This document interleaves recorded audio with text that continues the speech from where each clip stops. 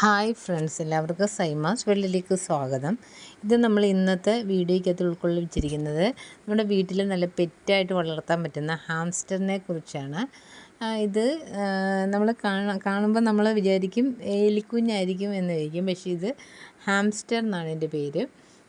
നല്ല ഭംഗിയാണ്. നമ്മൾ കുഞ്ഞിലേ മുതൽ വളർത്തുകയാണെങ്കിൽ നമ്മളോട് നന്നായിട്ട് ഇണങ്ങി നമ്മൾ പെറ്റുമായിട്ട് വളർത്താനായിട്ട് നല്ല ബെസ്റ്റായിട്ടുള്ള ഒരു ജീവിയാണ് ഹാംസ്റ്റർ.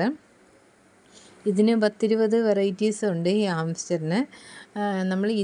നമ്മുടെ ഈ കൂട് കണ്ടാകും. ഈ കൂട് നമ്മളതിനെ കളിക്കാൻ അങ്ങനെയൊക്കെയുള്ള കാര്യങ്ങൾക്ക് വേണ്ടി മാത്രമാണ് ഈ കൂട് ഉപയോഗിക്കാവുള്ളൂ. പക്ഷേ യഥാർത്ഥത്തിൽ ഇതിനെ വളർത്തണമെങ്കിൽ നമ്മളെന്താണ്, ടാങ്ക് ഉണ്ടല്ലോ, ഗ്ലാസ് ടാങ്ക്, അത്തരം ടാങ്കാണ് ഏറ്റവും നല്ല ഒരു കാര്യം എന്ന് വെച്ചാൽ അങ്ങനെ ടാങ്കിൽ വളർത്തുക. പിന്നെ നമുക്ക് അവർക്കൊരു എൻജോയ്മെൻറ്റിന് വേണ്ടി മാത്രം നമ്മൾ ഇത്തരം കൂട്ടിലോട്ട് മാറ്റുന്നതാണ് ഏറ്റവും ഉചിതമായിട്ടുള്ളത്. പിന്നെ ഇതിന് അറക്കപ്പൊടി ഇത് കണ്ട് നമ്മൾ ഇട്ടേക്കുന്ന തൊട്ട് അറക്കപ്പൊടി ഇട്ട് കൊടുക്കുന്നത് നല്ലതാണ്. കാരണം എന്ന് വെച്ചാൽ ഇത് നമുക്ക് അറക്കപ്പൊടി ഇടുകയാണെങ്കിൽ നമ്മളതിൻ്റെ യൂറിനൊക്കെ പാസ് ചെയ്യുന്ന സമയത്ത് സ്മെല്ലൊന്നും ഉണ്ടാകാതിരിക്കാൻ വേണ്ടിയാണ്. കാരണം നമ്മൾ ഇത് ഇടയ്ക്കിടയ്ക്ക് മാറ്റി കൊടുക്കുമ്പോഴത്തേക്ക് കാരണം ഇത് സ്മെല്ല് വരാതിരിക്കാൻ വേണ്ടിയാണ് നമ്മളെന്താണ് ഇത് അറക്കപ്പൊടി ഇട്ട് കൊടുക്കുന്നത്.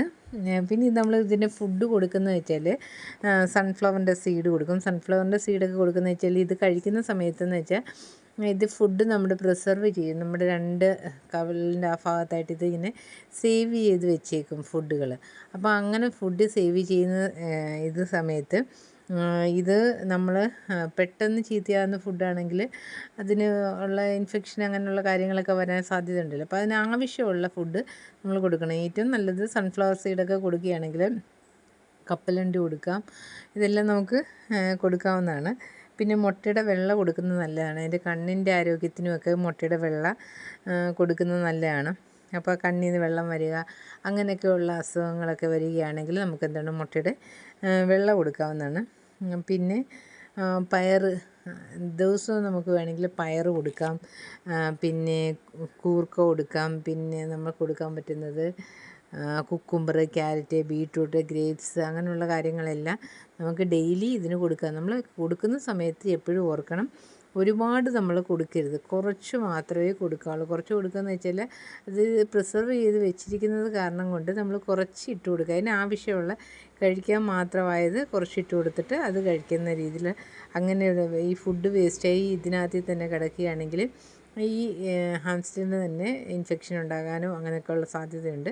അപ്പം നമ്മളെന്താണ് കൊടുക്കുന്ന സമയത്ത് കുറച്ച് മാത്രം ഇട്ടുകൊണ്ട് പിന്നെ റെഡിമെയ്ഡായിട്ടുള്ള റാബിറ്റ് പെല്ലറ്റും പെഡിഗ്രി അങ്ങനെയുള്ള കാര്യങ്ങളെല്ലാം കൊടുക്കാം.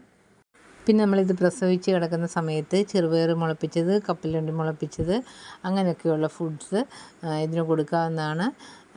പിന്നെ നമ്മുടെ ഈ വീഡിയോ കണ്ടുകൊണ്ടിരിക്കുന്ന ആരെങ്കിലും ഉണ്ടെങ്കിൽ അവർ നമ്മുടെ വീഡിയോ ഒന്ന് ലൈക്ക് ചെയ്യുക, ഷെയർ ചെയ്യുക, സബ്സ്ക്രൈബ് ചെയ്യുക. നിങ്ങളുടെ സപ്പോർട്ടാണ് നമ്മുടെ വിജയമെന്ന് മാത്രം ആലോചിക്കുക. മാക്സിമം ഒന്ന് സപ്പോർട്ട് ചെയ്യുക. പിന്നെ ഹാംസ്റ്ററിനെ പറ്റി നിങ്ങൾക്കറിയാവുന്ന കാര്യങ്ങൾ ഒന്ന് കമൻ്റായിട്ട് രേഖപ്പെടുത്തുന്ന കാര്യം മറക്കരുത്. Okay, thank you friends.